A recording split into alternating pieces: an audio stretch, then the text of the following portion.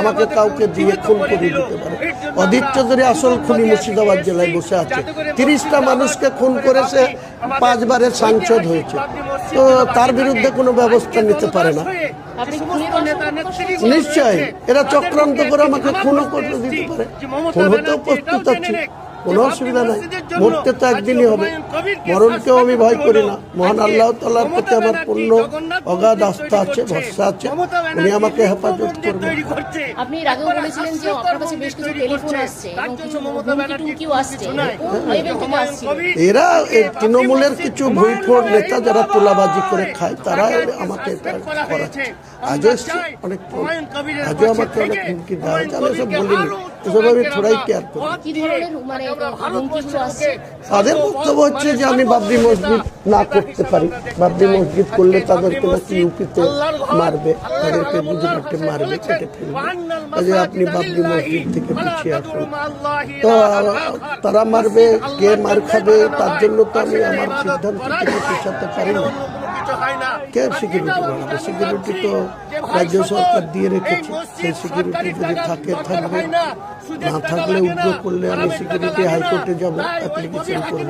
নওশাদ একজন বিধায়ক আছে ভাঙড়ের, সে যদি রাজ্য সরকারের সিকিউরিটি নিয়ে চলে না, তাকে হাইকোর্টের অর্ডারে সে সিআইএফএফ সিকিউরিটি সেন্টার কোর্স নিয়ে চলে। আমার যেদিন সিকিউরিটি উদ্র হবে সেদিন আমি হাইকোর্টে যাব। অনারেবল হাইকোর্ট যদি আমাকে সিকিউরিটি দেয়, তাহলে সেই সিকিউরিটি প্রত্যাহার হতে পারে এমন আশঙ্কা করছে। স্বাভাবিক। যারা রাতের বেলায় এক কথা বলে, সকাল বেলায় আর এক কথা বলে, দুপুরে 3 ঘন্টা পরে আবার অন্য কথা বলে, তাদের প্রতি কোন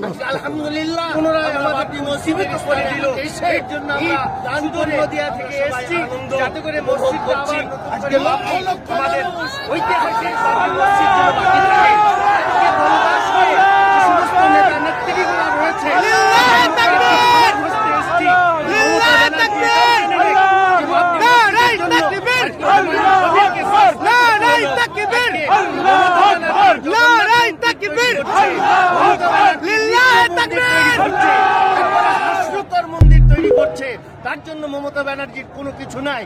আজকে হুমায়ুন কবির, আজকে বাবরি মসজিদ, হুমায়ুন কবির জিন্দাবাদ, তাকে আজকে সাসপেন্ড করা হয়েছে। আমরা চাই হুমায়ুন কবিরের পাশে থেকে হুমায়ুন কবিরকে আরো উচ্চ র্যাঙ্কের আমরা পদ দিয়ে তাকে আমরা ভারতবর্ষের বুকে সর্ববড় নেতা হিসাবে আমরা দেখতে চাই। আজকে এই বাবরি মসজিদ আল্লাহর ঘর।